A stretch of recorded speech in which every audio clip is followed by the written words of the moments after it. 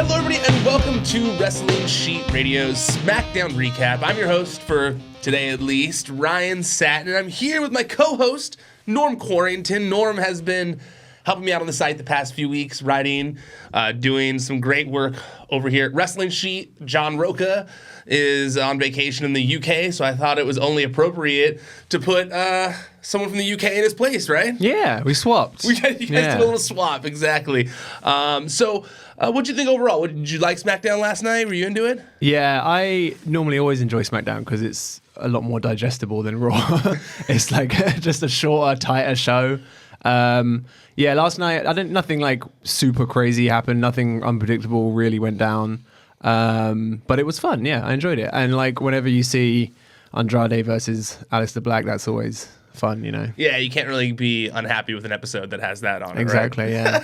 Well, let's kick things off from the beginning. So it started off. Actually, I should mention here. I didn't have time to do a full notes situation on the show, so the recap that I'm going to be going off of here, just for information-wise, is from ProWrestling.net. Their write-up. I'm a big fan of ProWrestling.net. When I miss a show or something like that, I go to their write-ups. So I'm going to be looking to them for the info, just so I don't get anything wrong and miss things, since I don't have Roca to lead the show here today. So the thing started off with Shane McMahon. Shane McMahon was in the ring, introduced, and he played up the debuts of NXT's the NXT stars that were on Raw, Johnny Gargano, Ciampa, Ricochet, and Aleister Black, and then said that they impressed him so much they were going to be on SmackDown. And you obviously weren't here when we were recording the Raw recap, but I had a feeling that they were going to kind of be floaters, at least at this point, until we figured out what's going on. Yeah. I had a feeling they were going to be floaters, similar to how the other NXT call-ups have gone at this point. Yeah. I mean, can you call those floaters? I mean, I hope they're going to be seen float more often in front of the camera than the other ones were. Yeah. But I had a feeling they were going to be used the same way at least. It's interesting you were saying earlier that you feel bad for those guys because their thunder has been well and truly stolen now. Well, it's interesting because I don't necessarily feel bad for Heavy Machinery, because it's not like Heavy Machinery had a ton of momentum in NXT anyways. And honestly, they're kind of being used the way that I expected them to be used, and I love Otis, so it's just kind of fun just to see them used in a fun comedy role. I think they'll be totally fine. Lacey Evans is seemingly being used in this weird new walk to the ring, walk backwards a la Emelina or something like that. So she's kind of like, they're at least using her a little bit. I more so feel bad for EC3. EC3 is the one that right now I kind of feel like, man, like something needs to change with the way they've dealt with EC3 at this point, because it's like, it's not, they hyped up EC3 for a few, for weeks with these, the same vignette, or they just had him looking in a mirror, and then he finally wrestles, and it's like a big moment. He beats Dean Ambrose, and then he loses the next week to Dean Ambrose, and then he's not there, and there's all these new NXT guys being pushed ahead of him already, and you're like, oh man, that sucks for EC3. Now, who knows? They might have bigger plans for him. I'm not sure. I mean, I really do. I think if they really want to get EC3 back on track and make a bigger deal out of him and not push him to the side, if Lars isn't going to be around and Cena needs a WrestleMania opponent, John Cena versus EC3 would be money, I think. That would be cool, yeah. I think that just like, they both one represents WWE, one is definitely associated with Impact, and I think that they're friends. They've been friends for a long time. EC3 is part of John Cena's gym, so obviously there's a connection there. They're friendly with each other. I don't know. I could see him wanting to help get his boy over. Yeah, they have nothing to do with either of them right now. I feel like, and maybe some people will say that like EC3 is maybe not at that level yet in WWE, but like, Jericho, the way they debuted him was like with a main eventer with The Rock, and like it helped to get him to a bigger deal. And I really think it could help for EC3 if they go in that direction. They're really running out of time, I think, to get that stuff off the ground. They're definitely cutting it close when it comes to we putting the card together for Mania. Yeah, we're saying that, but there's still a pay-per-view between now and Mania. So. But because of that, I feel like, it's one of those times, for the first time in a while, where there's not a lot of clear indications of like the full Mania card. A lot of it does seem very much up in the air. Yeah. Okay, so he talks about the NXT guys, says they're going to appear on the show later. Then The Miz comes out, apologizes and says he hasn't slept for days, that he's sorry that he lost the tag titles for the team. then he makes like a passionate plea for, another chance for them to get a rematch. Yeah. More daddy talk. Yeah. Because there's no more automatic rematch clause unless you're Shane McMahon, in which case you can do whatever you want. So. I did think that was funny. I know.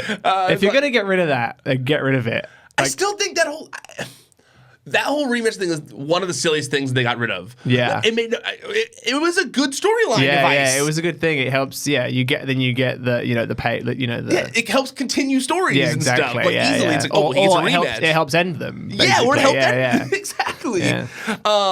So he's sorry. He asked for a rematch. Everyone's chanting rematch, and then Jimmy and Jey Uso come out with their whole whoa, which got a laugh out of me. I like. Yeah. Honestly, I think the Uso brothers are great on the microphone. Yeah, they are. They're really good. Yeah. And especially since which was a while ago now, but that when they stopped doing, the haka and all that stuff and just became like the Uso penitentiary thing, they've been great since then. Absolutely. And people are going to say, like you mentioned, but they're definitely putting more thought into tag teams, it seems like. It's clear they're putting more thought into tag teams a little bit here. And they really, I can't think of a time when, maybe I'm wrong, but it's not often we like start the show with a tag team title feud kind of like building scenario. Right. So I liked it. I thought it was really good. I think that the Usos kind of like, talking crap back and goading Shane into getting, to giving them to making the match for a rematch. Didn't make the most sense of like. If the Usos want it, they shouldn't really have to goad Shane into it. They're the champions. We want to defend the title against you guys again. But whatever, I like it. And why would they want to defend it? Totally. Still. So they make the match for Fastlane. For Fastlane. Usos versus McMiz or whatever their name is. The best tag team in the world. Yeah. As they've been really trying to get over.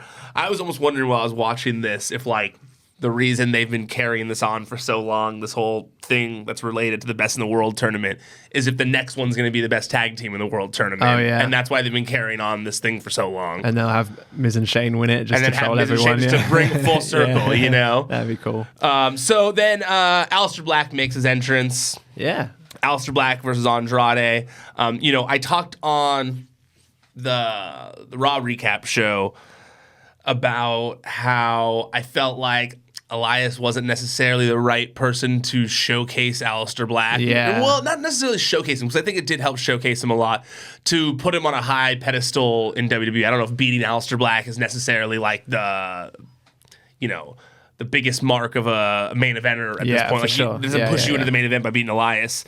And neither does Andrade, but at least with Andrade, I really think we got to kind of see that NXT style between the two of them showcased to a bigger audience, since obviously they have a history against each other. I mean, one of the best matches I've ever seen in person was at TakeOver New Orleans, and it was Andrade versus Aleister Black. Great match.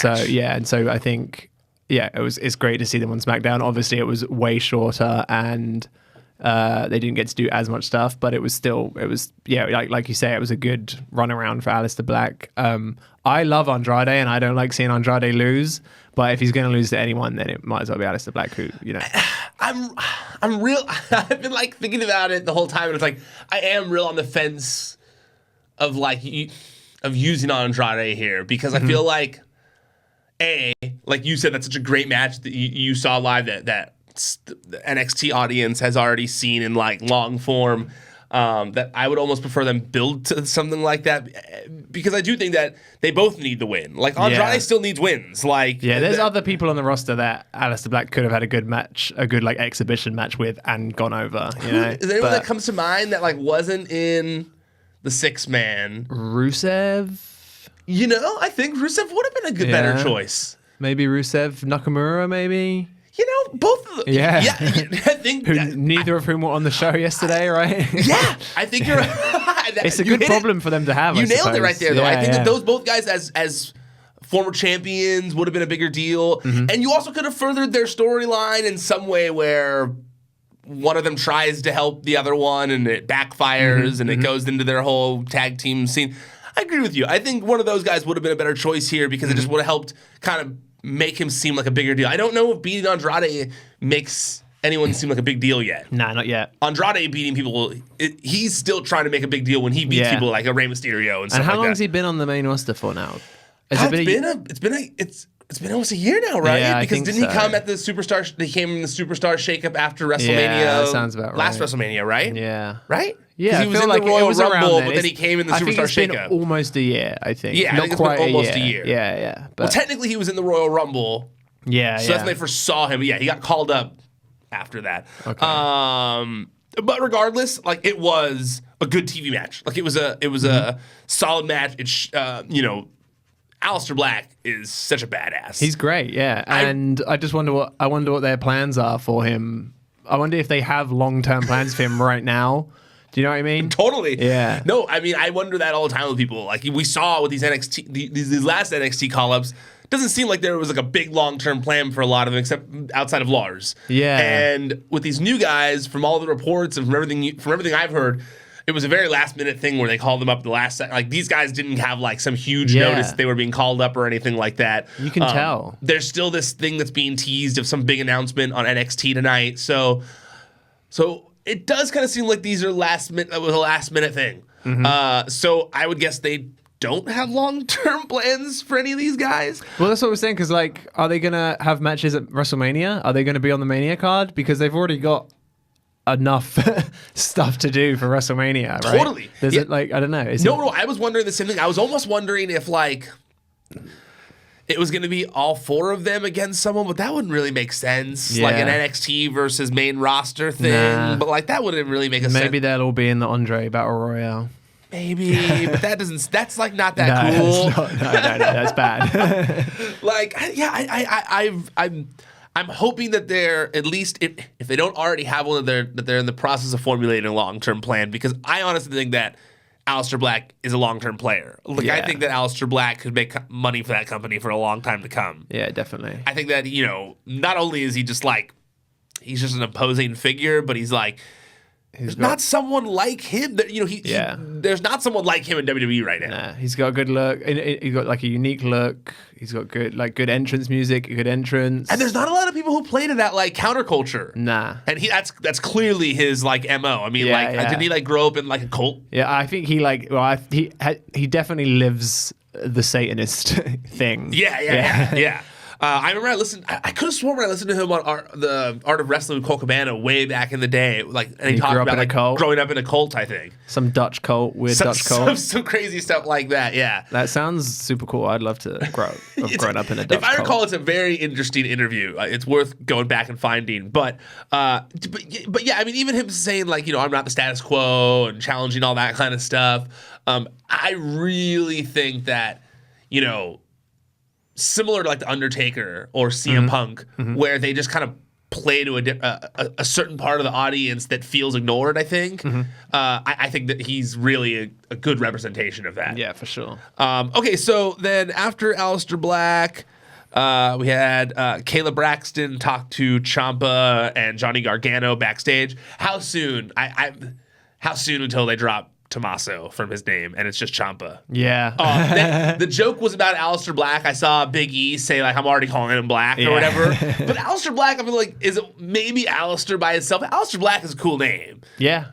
Tommaso Ciampa, I feel like there's no way Vince is going to be into the idea of Tommaso all the time. Yeah. Because everyone says Ciampa anyways. I just said it, So I think that's just my guess. If any one of these new call-ups gets their name chopped, it's Ciampa. Yeah, it's not going to be Ricochet. They just call him Shay or Rico. Rick. Yeah. And here's the high-flying superstar, Rick.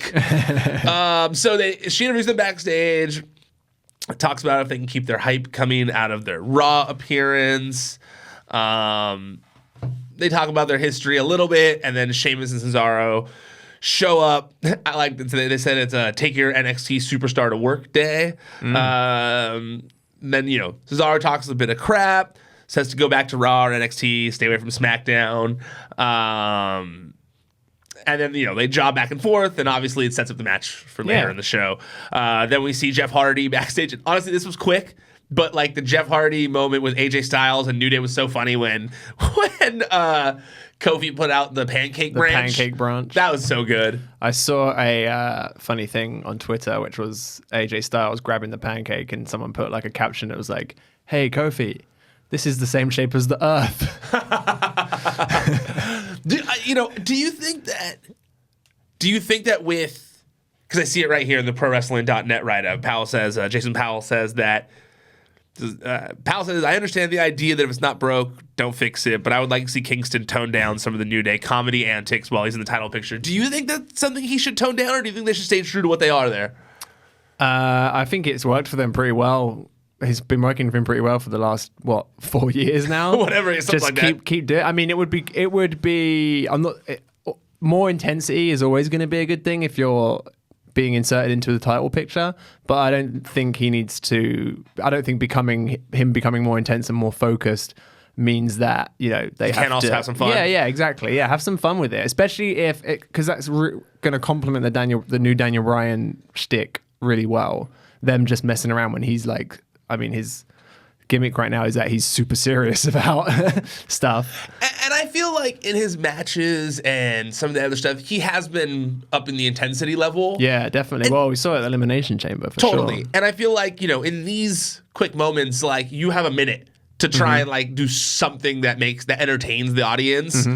Which isn't easy. Like you have a quick minute that really doesn't build anything, but you have like do something entertaining for like a minute. That's not always easy. So I kind of like they were a little. I like it too. And if he doesn't have that, then we just have Kofi Kingston from before the New Day. That's how I feel. Which I feel like everyone was bored of. Yep. Yep. Okay. So we've got next. It was actually the match. So Tommaso Ciampa, Johnny Gargano versus Sheamus and Cesaro. Obviously the most newsworthy moment that came out of this match was when Ciampa went for the sunset flip off the top rope. Did you notice this? See it, yeah. And Sheamus came right down on his other knee. Yeah. He was holding it at the end. Yeah. It looked bad, but I don't know how bad it actually was. What? What? Hold on a second. Wait, really? Oh, look. Satin's got a scoop, everybody. Oh, man. Frosty's coming in here. I guess we're going to have a quick news moment here, even though it's not really related. Interruption. Yeah. I feel like I shouldn't. This is pretty crazy. I'm going to have questions for them. So let's just find out when he comes in. He's going to come in here in a second. It's not SmackDown related, but it is wrestling news related. Ooh. I'm very interested here as to how exciting. Let's see. We'll just have him go. He'll stand next to you on this side. You stand up for a second when he gets in here. Well, not yet. When he gets in here, you stand up over there. You take his seat for a second, Vin. No, I would like you to drop the news on here because I didn't. That's crazy. So you two switch seats for a second. Yeah. Okay. I'll just so that way you can get in the. We'll go to that side headphones? So that way you're not blocking the camera. I put several things on hold. I was like, I'm putting everything on hold, including like my life, lunch, things like that. That's crazy. Okay, so ladies and gentlemen from Collider.com, Vinny Mancuso, hello. Also big wrestling fan. I'm glad to finally get you in for this moment. So what's the big news? What's going on here? Just dropped. Make sure you're talking to the microphone closer. Just dropped with the Hollywood Reporter. Chris Hemsworth, star of the Thor films, will be playing Hulk Hogan. In a biopic directed by Todd Phillips. Wow! Oh, directed by Todd Phillips? Yeah. What? So I actually didn't get to read the whole thing. I don't know when it's happening, why it's happening, but I don't know what part of Hulk Hogan's life it's covering. I don't know if it's early Hulk, current day sad Hulk. I don't know what's happening. I'm pulling up the article right now. Oh wait, it got changed the link. Hold on, I'm pulling it up as we speak. Like, did they pull it already for some reason? God, I hope not. No, wait. No, here we go.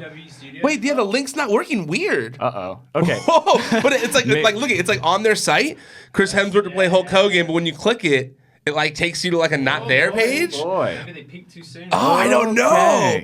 That's crazy. Oh shit. So man. Breaking news, and now the breaking news is that the movie's not happening at all.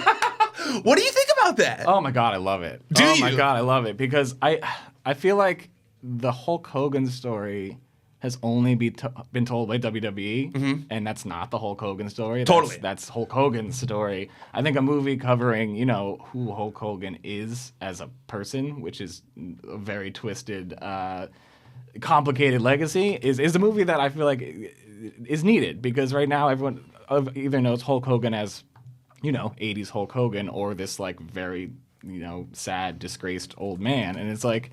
Let's get a look at his life. And I think the casting is perfect. I think jacked Chris Hemsworth is absolutely incredible. Jacked Hemsworth is a good casting choice. I worry that it's not going to be like a grid. I worry it's not going to be Social Network, but instead it'll be like with Hulk Hogan's help, and it's going to be like trying to redeem Hulk Hogan in the public eye. The Bohemian Rhapsody for Hulk Hogan. Bohemian Rhapsody Hulk Hogan story. The Hulk Hogan as produced by Hulk Hogan. Okay, so here's what it says. It says, Chris Hemsworth will star as wrestling superstar Hulk Hogan in a biopic that reunites Todd Phillips with Scott Silver.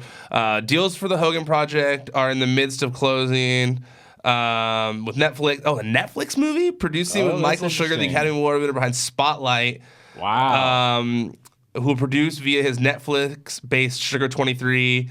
Also producing will be Hemsworth and Eric Bischoff? Oh, tight. Oh, shit.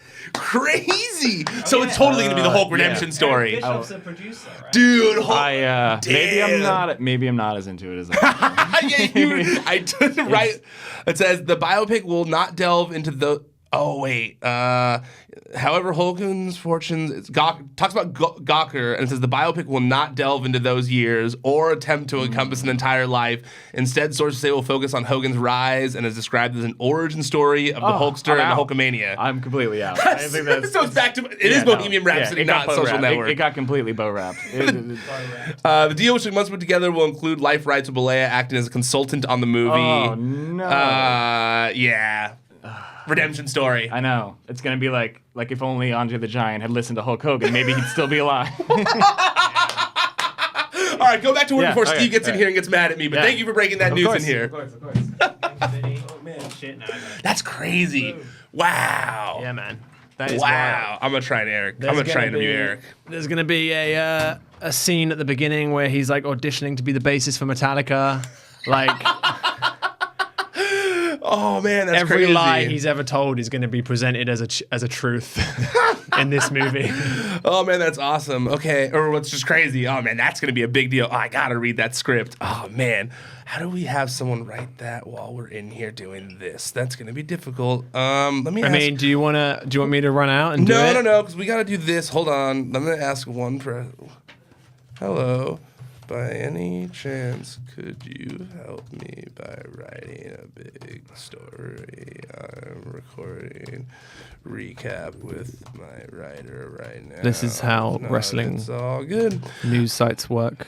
This is how my wrestling news site works. No, Yeah. Austin Kellerman, he helps me out sometimes. Tight. So I feel like he'll love this story. He loves Hulk Hogan. I mean, I'm gonna watch this movie either way, like good or bad. Imagine Hulk Especially Hogan. if it's coming to Netflix. Is this gonna go straight to Netflix, like the Motley Crue thing? I could. That's how it sounded in that article, right? Maybe these Motley Crue movie and the Hulk Hogan movie are gonna cross over because I'm sure Hogan, they're in the same universe because I'm sure Hogan has.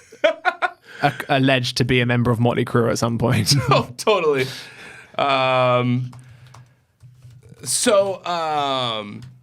Okay, back to Ciampa, Gargano, Sheamus, and Cesaro. Gargano and So the bar. he does the scary part of the match. He does the sunset flip, Little bocce. and he, the Sheamus hardcore lands on his knee. I was scared. Yeah. It looked gnarly on his knee. It looked gnarly, and the two of them were out of the match for a little while. Ciampa didn't do anything else But until then, the finish. yeah, he came in. I was so surprised when he jumped back in the ring to break up that pin. Well, I mean, I would imagine it's one of those instinct things where he's like, hey, this is like my big chance on the main roster. I can't screw this. I at least have to get the finish in, and then if I'm injured, I'm injured. But like, I have to get that finish in. But how lucky are those Ciampa and Sheamus to have Gargano and Cesaro have to work the rest of the match on you, like when you can't do anything. Totally. Because then the Cesaro Gargano stuff was so good. I really was wondering how much of that was on the fly. Yeah. For that very reason, because I was like, man, like that was really good. Yeah. Like they killed it still, and I know, like It was like a Chikara match. I was thinking the same thing while watching it. I was like, they went just like, but in the best way. They went back in time a little bit and just like we've done this. Mm-hmm. Yeah. So, but it was honestly one of the things I've always worried about, less with Ciampa, more so Gargano, is like I know how big he is, and I've wondered when paired with a guy like Sheamus in the ring, how he would really come across to the viewer. Yeah. And I do think that that Gargano and Ciampa have become so shredded in they both NXT bulked that up. like it doesn't Doesn't really matter. It doesn't look weird. It doesn't Nah. look like they couldn't.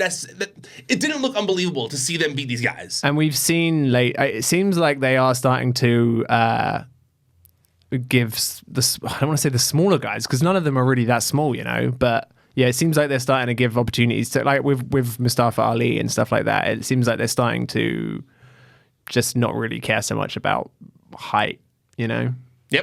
Yeah, no, absolutely. especially because the NXT roster is full of guys like, Adam Cole. yeah, exactly, guys that size or around that size, not Yeah. huge jack dudes who can prove, they can just prove it in the ring, like. Absolutely. Yeah. Absolutely. But the match itself, I mean, even with the Ciampa thing, it was a great match. Yeah, These I guys liked killed it. Yeah, I loved it a lot.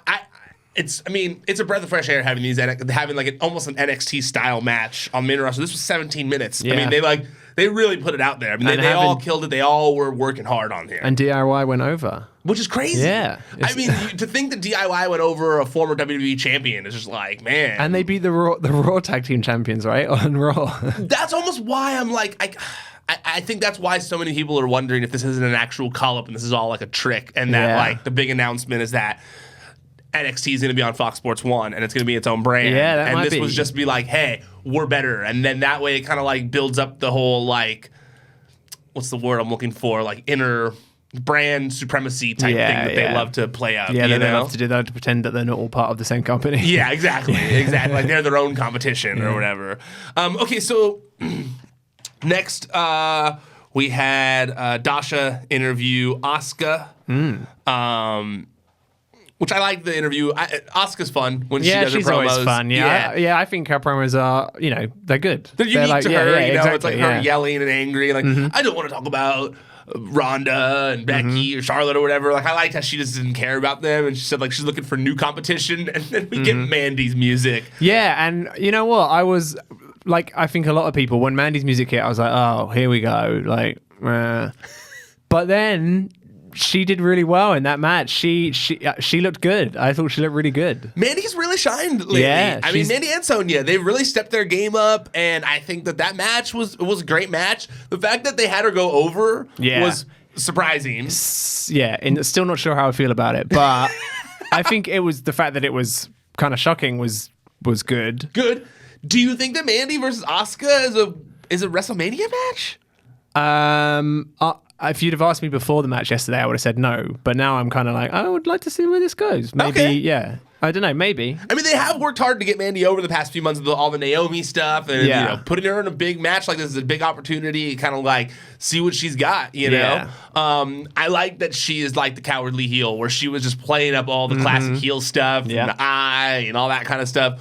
All that was great. I She's hated good. the whole the Lacey Evans thing in the middle of the match, Nah, though. yeah. I wasn't feeling that. Nah, that was weird. I I'm just not don't like feeling they're that whole doing thing at Yeah. all. Yeah, it's kind of dumb. It's not like, at least the Emelina thing was like, I don't know. At least they explained it well. They haven't really explained this very well. It's been kind of just like, oh, She comes out and then gets told to go away by Sonya. yes. And then she goes away.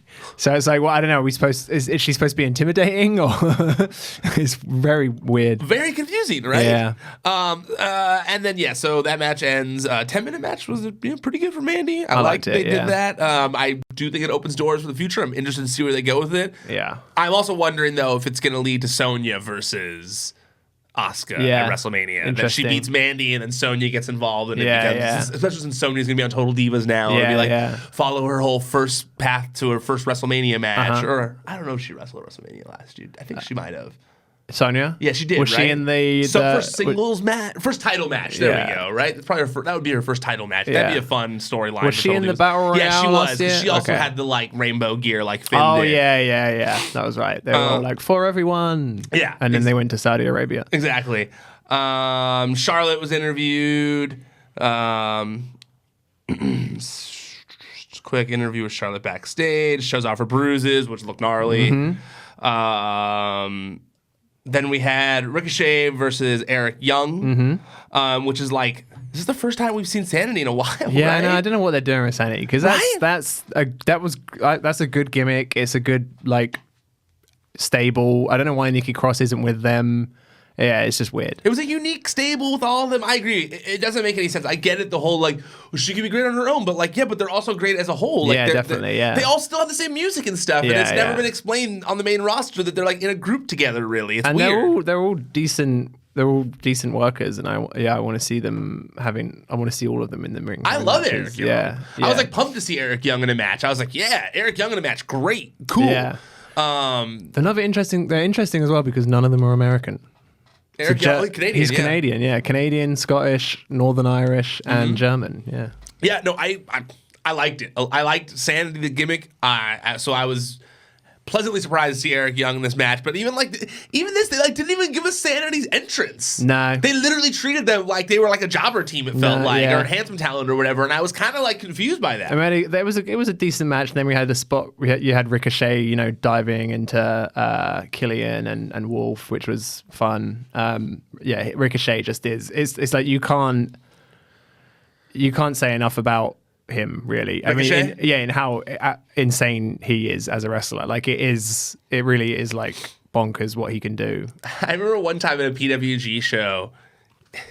It's one of my favorite things I ever saw Ricochet do. And it wasn't like an amazing move, but he he got dumped out of the ring and was like laying on the floor. And while on the floor, he like laid on someone's feet for a second, but the person wasn't really paying attention. They were drinking or whatever.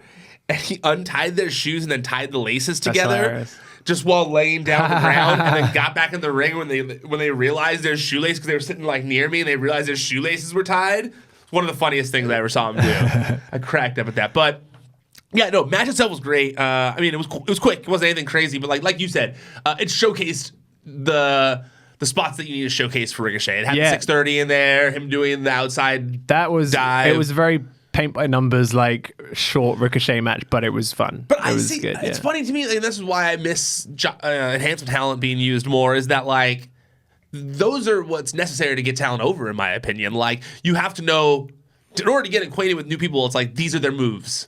Ricochet has the outside dive. That he's got the 630. He's got the kick to the face. The go to sleep like move. He's got the cool suplex to suplex thing. Like lots of flips. Yeah, lots of flips. He's got it all in. Got his shit in, as they say. So I really do think that of everyone that came up, Ricochet will be the biggest deal out of all of them. Yeah. I think so. I mean, Aleister Black too. That's tough because Aleister Black's a good one too. Well, I feel like Ricochet's going to sell more merch. Yeah, Aleister Black has a whole counterculture thing That's where, like, true. Yeah, if he has you're cool, right there. dope, like edgy looking designs, like I still wear my Aleister Black shirt, the one that he had in NXT. I love that shirt. The white one with the black print. The black with the white print. Okay, yeah. But the same design. Same design, yeah. But I don't think I ever got the Ricochet shirt. I didn't love it. I didn't love it. No, It wasn't that cool. That red the one? Aleister Black one with the mad pattern, right? Is that Yeah, what I'm talking about? yeah. That was like the best WWE shirt they've put out in ages. Was Totally. it like the hand thing or something like He's that? got a couple cool shirts. Yeah. But the Ricochet ones haven't been that good. Nah. His indie shirts were way better. I didn't love the Matt Riddle shirt either. Like I was like, really? They waited 6 months for that? No, the Matt Riddle shirts are not good. No. Like I saw someone else point out how like you own, or not own, but you've already made a deal with Pabst. Why Yeah. not just like when they did the John Cena shirts? Just make a Matt Riddle Pabst looking shirt. Yeah, because on or the whatever. indies he had that King of Pros Budweiser one, which is I still have. Oh, my wife wears it all the time. So mad. It was never on Pro Wrestling Tees, so it always like slipped my mind to buy. Yeah. And then I tried to buy it from him when he got signed, and it was too late. He'd already sold them all. I got rid of them all. So bummed. I was like, no, I always wanted to get one of those. The Ricochet, good vintage Ricochet for sure. So then we got New Day backstage again.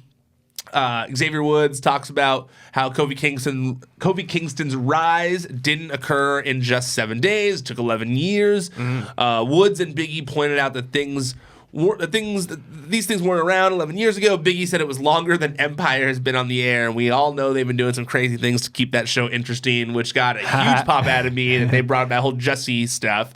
My favorite scandal right now to follow. The TMZ reporter in me has been following It's wild, man. Oh, dude, it is so wild. That Jesse stuff is crazy.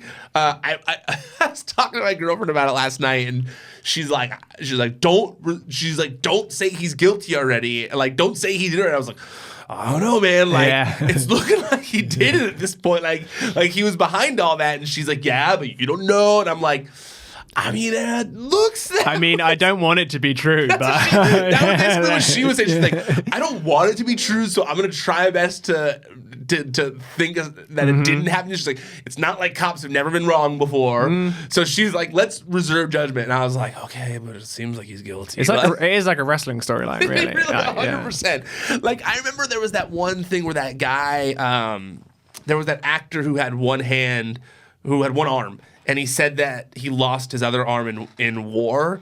And then I think he was in Better Call Saul, and then it came out a few years, like it came out like a year or so later it wasn't something he lost in war, that he was like, he went crazy and he cut his arm Oh, off. jeez. But then he just didn't want to tell people that, so he said he was in war when he was never in war. That's wild. It was a wild story. It's like the guy in the guy from that show, the League. No, it was from Better Call Saul. Oh yeah. Yeah, the one who lied about said he being was in. 9/11? He said he was in one of the towers. That's so funny. Well, my girlfriend and I were discussing. These are all the ones we talked Yeah. about. Okay, which is worse? The 9/11 one? The 9/11 one, or you're really Jesse, playing up. if he's guilty. Oh, I don't know, man. Oh man, the Jesse one does involve him paying people to beat him up, right? I believe so. That one's probably worse, man. That's like a extreme. Sopranos plot or something. Like, Especially if it was really because he thought he was going to be kicked off. He was going to be written off the show. yeah. That's so wild. Like the Steve, whatever his name is from 9/11, he just made up a bad lie. Radzinski or something like that. Yeah. Bad, very bad. And that like, whole thing was and very at bad. least he was in Manhattan, I think. Like, he was in the proximity. He just lied about the distance. Still not okay. It's still not okay. But this Jesse guy, like, the fact that he like acted like there was a hate crime against him because he didn't want to get kicked off a freaking It's TV like, you'll show. get another job, bro. Don't worry. get another job. You'll be all right, mate. Actors get written off of shows. Like, if you're The that show's ending soon anyway, isn't it? Like, come on. That's what I was thinking this whole story. But all stories deserve judgment. But but yeah, I'm the same way. It's wild. Wild story. Wild. Okay, so then we got another Kevin Owens clip. Or the same Kevin It Owens was the same clip. one from Raw. Movie theater, wasn't it? same one from Raw. Drops the phone. With his kid saying he didn't have there wasn't any change from the $20 bill, which cracked me up. Yeah. I saw a thing today. I saw Bleacher Report put this out there, and I don't know if it's true, but I saw Bleacher Report. Jeremy Botter put out a report saying that a source told him that it's going to be Kevin Owens versus Daniel Bryan at WrestleMania for the WWE Championship, which is weird. and that the reason they're doing all these like everyday man Kevin Owens things, eating bad food, bowling, going to the movie theater, as opposed to like helping the earth or whatever, is like the way they're going to go. Is we're going to get babyface Owens finally. Interesting. Face Owens. Yeah. Daniel Bryan. What do you think about that? If that were to be the case. That's interesting, especially how often does someone come back from injury this close to WrestleMania and then go straight into like not the main event, but like a title picture, you know? I mean, it wouldn't be that out of the ordinary for a former WWE champion, right? I mean, he was champion on SmackDown for a minute, right? Wasn't he? He was Universal Champion. I don't think he had the United WWE. States Championship on SmackDown. Yeah. I obviously I'm not gonna say I don't want to see Daniel Bryan, Kevin Owens, because I do. Mm-hmm. But yeah, it's just I wonder. I think I'll reserve judgment for now. Well, one of the things I feel like is that since Daniel Bryan has come back, he's been all about like helping to get other people over too. He's really felt that way. Well, yeah, because he's the champion. And he's been pinned a couple of times. Totally. Like I could see him being like him knowing Kevin for as long as he has him. Like that guy could be huge money face. That could be my foe. That could be the guy I go against, that we could blow each other. We could both have a legendary feud. Have we seen the two of them feud really in WWE? I don't think because when did he come up compared to when Daniel? And I was going to say, Kevin Owens was barely on the roster. Yeah, I feel like they didn't have a long cross section. Yeah, I could be wrong. And then Owens got injured probably not that long after Bryan got cleared, right? Yes. I don't that know. sounds right, but I Yeah. don't think we've really had. Nah. I want to look now. Yeah, look it up. Daniel Bryan versus. But it's weird that they don't seem. I was gonna ask, like, do they already have plans for? Oh Brian? yeah, duh! They wrestled at WrestleMania last year. They had that tag Oh, match. the tag match. Duh. Of course, I was there. Duh. Yeah. Well, that's because. Dumbass. Yeah, and Shane. Yeah, that's because it was Shane and Sammy were in it as well, So right? it would yeah, kind of yeah. actually be fun to have the opposite. That now as a year's gone by, They've switched, and yeah. those switching roles. You Yeah, know, I yeah. wouldn't mind that. Yeah, God, that'd be I feel cool. I know that first, like, until I brought that up, so many people watching and listening Were were just like, yelling, "These yeah, two yeah. idiots, these two morons." Dude, there's so much wrestling. We can't remember everything, man. Also, there's a lot of pressure when and you're also recording that these match. things. Sorry, that match was bad. No one remembers it. Okay, so then there was more entrances, and we got Kofi Kingston versus AJ Styles. Oh, sorry, Kofi Kingston, AJ Styles, and Jeff Hardy versus Daniel Bryan, Samoa Joe, and Randy Orton. Goodies versus baddies. Goodies versus baddies, exactly. Classic. I liked this match. I thought it was good. I thought liked it everyone too, got their yeah. spots in. There was cool moments. Still wild to see Jeff Hardy in main events at this point in time. You not a Jeff Hardy guy? Oh no, I love Jeff Hardy. I Okay. just think if you'd have told me, 20 years ago, he's still going to be main eventing, like involved in main events, I would have been like, what? If you told me that a couple 10 years years ago. Yeah. If you told me that when he had that match with Sting in TNA, where Well, I was just more so I didn't, a couple years ago, Matt Hardy was, I think, way Yeah, more yeah. over than Jeff was, and I love the Hardy Boys. They're like one of my all-time favorites, the tag teams. yeah, I love But him. still, like, It's that was it's more just over, crazy. and now it's like Jeff's back in the main event again. It's weird. Yeah, well, Jeff. I mean, Always WWE in was gonna be held in WWE, Jeff regard- was yeah, always the one. held in higher regard. Yeah. But yeah, it was good stuff. I liked when Kofi did the clothesline on Randy Orton and then just started yelling stupid. Yeah. Just like the Randy Orton famous moment with Kofi Kingston. I like they played off of that a little bit. And I also I liked you know what I liked?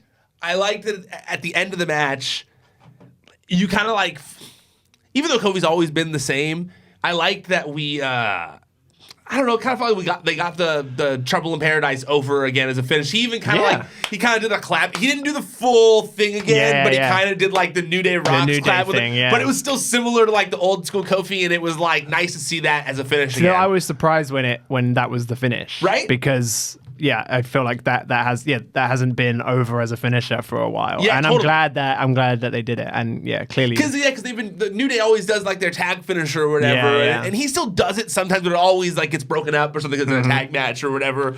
I also liked it. There's some other stuff going on in this match, right? There's like, are we getting Randy Orton and AJ Styles at WrestleMania? Is that a thing that's going to happen? Sorry, No, it's okay. Austin just got back to me about being able to write the thing. Is he going to do it? Yeah, he'll do it right now. Go to prowrestlingsheet.com if you want to read about the Hulk Hogan movie. Well, we already told him all the details here, but and this will be up afterwards. But So, anyways, what was I saying? Yeah, so there was other stuff going on in that match aside from the Daniel Bryan Kofi stuff. We've got AJ Styles and Randy Orton. It looks like does that interest you for WrestleMania? I don't want to be. Honestly, Randy Orton only interests me in really specific scenarios, like when he's beating the crap out of the Singh brothers and stuff like that. I don't know if I want. I think they might. I think they could have a decent match. I think Randy Orton for as boring. No, I shouldn't say boring. That's the wrong way to describe Not it. boring. Yeah, Not boring. He's as much as I'm not as interested in Randy Orton sometimes, I think that WrestleMania he always pulls it out. yeah. Like, I could see Apart this being an from early show match to kind of get everyone pumped. Yeah. Though AJ, it'll be. I could see it being AJ can similar. get a good match out of him for sure. Totally, and I right? could see it being similar like Seth versus Randy at WrestleMania, which was dope. Yeah, we're definitely gonna get some crazy RKO. Totally. Right. Yeah. Totally. so I'm into that. And then lastly was Kofi wins the match for the team. And then Shane comes out and announces that Kofi's going to what be. everybody already knew. Yeah, but- that Kofi's going to be in the Fastlane main event against Daniel Bryan. I don't think he's going to win the title though. Nah. I can It's like see real them- spinning, really. I can see them seeing the reaction to all of this, doing whatever they had planned for WrestleMania with Daniel Bryan, and then after WrestleMania being like, okay, let's revisit this and maybe give him like a small run with the title to see how it goes. Yeah. I could see that happening. Yeah, I could see that happening too. Yeah. I know right, well- Daniel Bryan won't care about losing the belt to Kofi if it happens, but I doubt it will happen anytime soon. I'm sure you're cool, like totally cool with it. Yeah. Yeah. I don't see that being an issue at all. That's it. All right, guys. Well, we are done here. I got to get back to work. I got to get this Hulk Hogan thing up. I got a bunch of stuff to do. I got to get this show out for everybody. But make sure that while you're here watching this video, go check out the other stuff we're doing on the YouTube channel as well. Yeah. We've got the other recap shows, Raw. This is SmackDown, obviously. Then we've got Wrestling Sheet Radio's show. We got different various interviews, news hits, a bunch of different stuff. We did an interview, not an interview, but a quiz with Paige last week. It's a fun video that we shot that's on the YouTube channel. So go make sure that you guys go check that out. It's youtube.com/C/wrestling sheet if you're listening to the audio. For those of you who are watching on video though, and you maybe just want to listen to the audio while you're driving sometimes, make sure you subscribe to the Wrestling Sheet podcast feed as well. It's on Podcast One, it's on iTunes, it's on Spotify, it's on all major platforms. So go make sure you subscribe there. And yeah, also check out everything Collider is doing as well. It's Collider.com. And they've got YouTube channels as well. Collider Video, Collider Sports, Collider Gaming, Collider Podcasts, all that fun stuff. All right, guys, that's it. We're done for now. Until next time. Until next time, stay out of the dirt and keep your eye on the sheet. ProWrestlingSheet.com